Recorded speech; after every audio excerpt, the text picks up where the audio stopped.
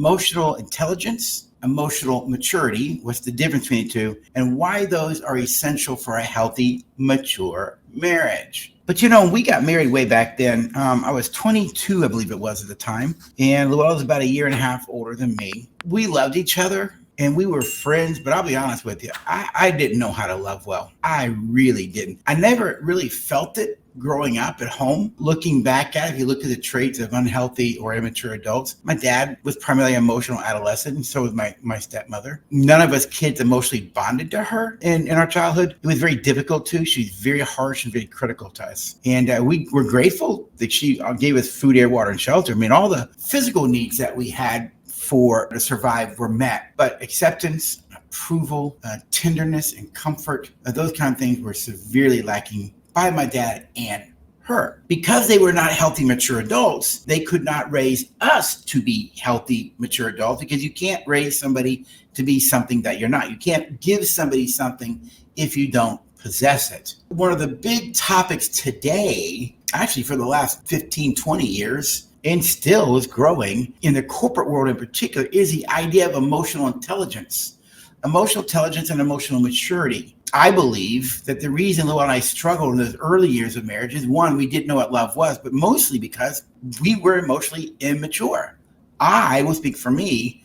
I emotionally was a child. It's the best my father had to give me because he couldn't raise us to be healthy, mature adults because he wasn't one himself, you see. Whenever you lack maturity, and that has to do with emotional development, which is part of the limbic brain, which is known as the emotional part of the brain.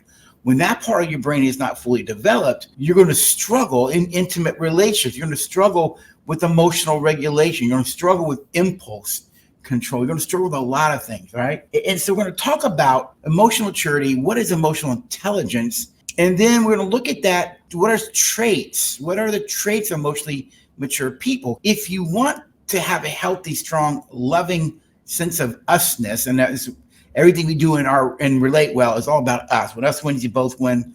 Us loses, you both lose. Everything is about what's best for us. When us is strong, you're both strong. And so it takes maturity to actually live that out practically day by day.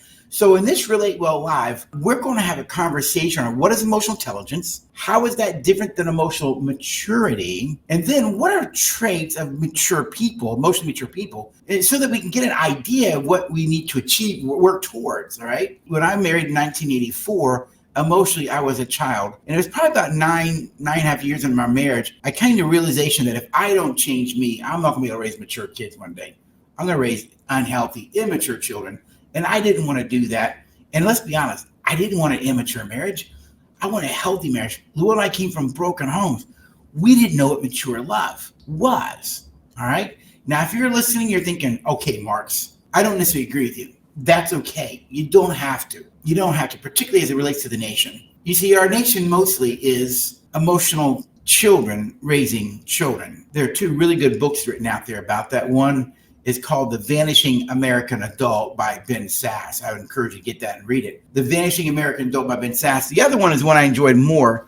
It's by Diana West. Her book is called The Death of the Grown-Up. And the subtitle of her book is How America's Arrested Development is Bringing Down Western Civilization. Of course, you can go back about 20 years and Daniel Goleman's book on emotional intelligence, which is a business book that reveals the higher person moves up in the corporate ladder, they're actually fired, not because of knowledge issues, not knowing the job. It's because of how they treat people, the lack of emotional intelligence and maturity, their inability to regulate how you treat people. I remember a long time ago, I was speaking at a company up in Wisconsin on emotional wellness and leadership, which is something I do in the business world. And as I was speaking on the idea of emotional wellness, I like the word emotional wellness and maturity, but as I was speaking on emotional wellness, emotional intelligence, that kind of thing, we were talking about the core needs of the limbic brain, the emotional brain, that must be met just like food, air, water, and shelter.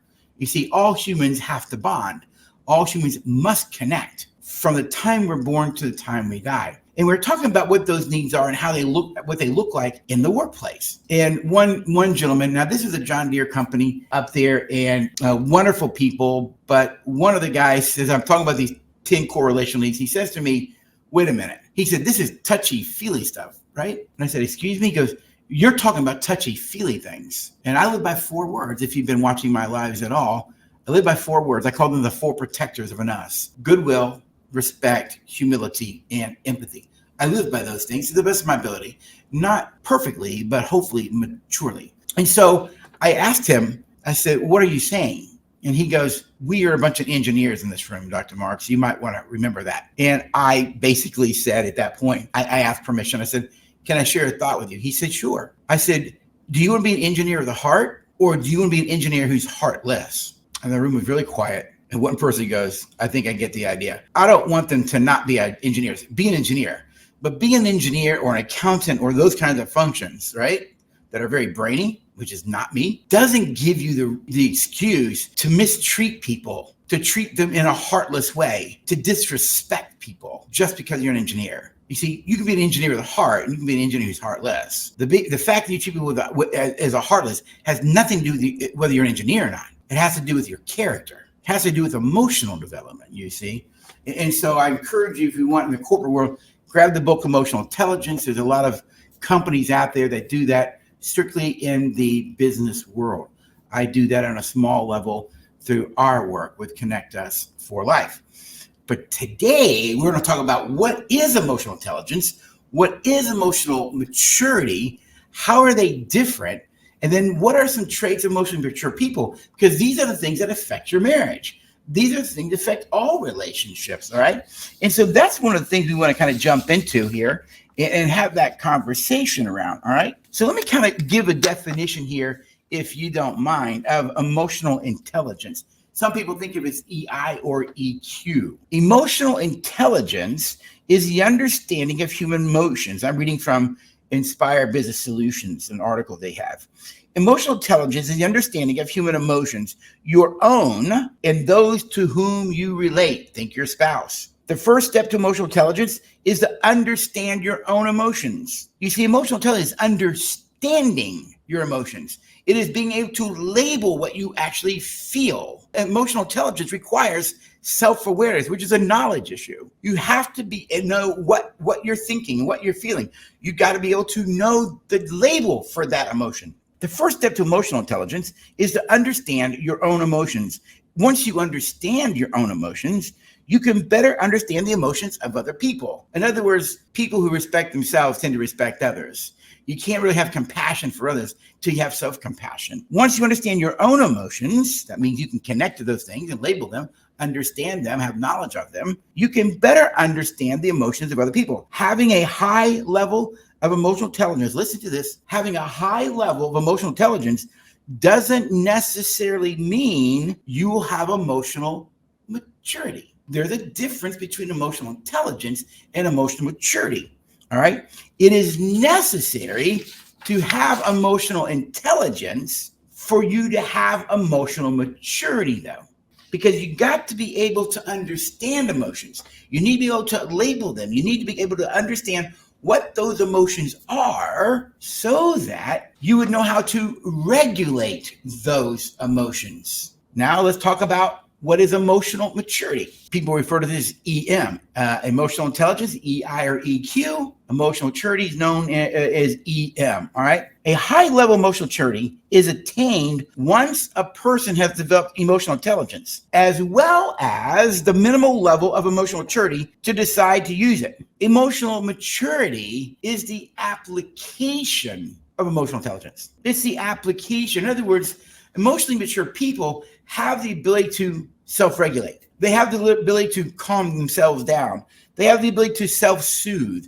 They have the ability to stop and regulate the emotional brain. And as we say in our world, treat people with goodwill, treat you respectfully, to always have empathy and to walk in humility. We call those the 4 protectors of a relation, the 4 protectors of an us. You see, in order to live a life of goodwill, respect, humility, and empathy requires emotional maturity. But you can't have emotional maturity if you lack emotional intelligence. And so both are essential to living a healthy life in all aspects of one's life. You see, I didn't have that early on.